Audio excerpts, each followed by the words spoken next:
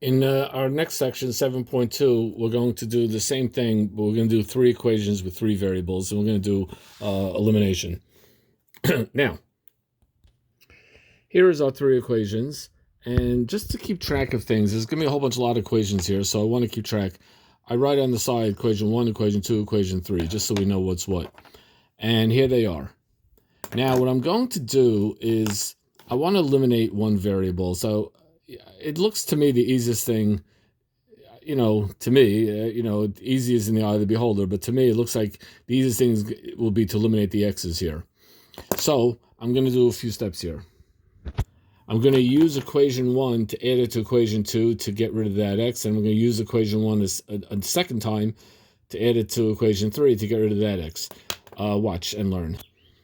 So I took equation 1. This one I'm numbering them so you can keep track of what came from where. I took equation 1 and I added it onto equation 2. The x's cancel, and I get y plus 2z equals 3. I'm going to call that equation 4. Now I take negative 2 times equation 1. So I'm taking equation 1, multiplying everything by negative 2. That's why the 9 becomes a negative 18, and the 3z becomes minus 60, and so forth. And I did that so that now I'll have a negative 2x and a positive 2x, and they'll cancel out when I add them. And here I'm going to get negative y minus z equals negative 1. I'm going to call this equation 5. Notice that equations 1, 2, and 3 had three variables, three equations with three variables. Equations 4 and 5 are two equations with two variables. Now I'm going to take equations 4 and 5 and put them up over here and add them up. And when I add them up, the y's are going to cancel. That's nice. And I'm left with z equals 2.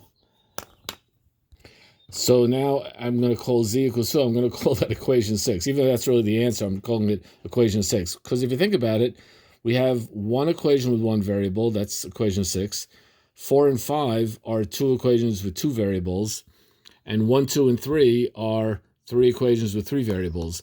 I'm going to pick one of the one variable equations. Well, there's only one choice for that. One of the two variable equations, and then one of the three variable equations. Doesn't matter which I choose. And I'm going to lay them out in a sort of a triangle. So I took equation number 1, equation number 4, and equation number 6.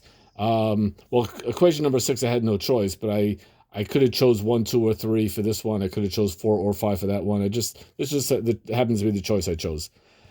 Now I'm going to do what they call back substituting. I know z equals 2, so I'm going to take that z equals 2 and plug it into this equation right here.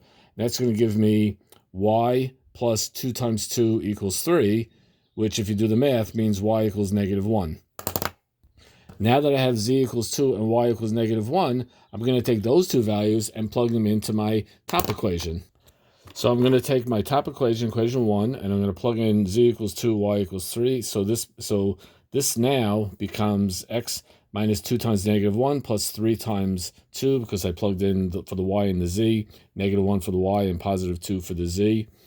And just crunch that out, and I get from that x equals 1. I'll let you figure out how to do that. And that's it. We're done. We have our solution. 1, comma, negative 1, comma 2.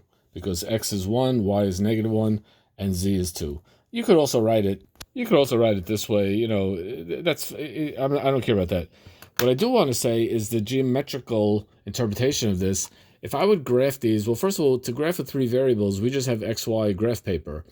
To graph with XYZ, you would actually need three-dimensional graph paper. And each of these equations, instead of being a line on the plane, which we do with x and when we just have two variables, each of these represents a plane in space.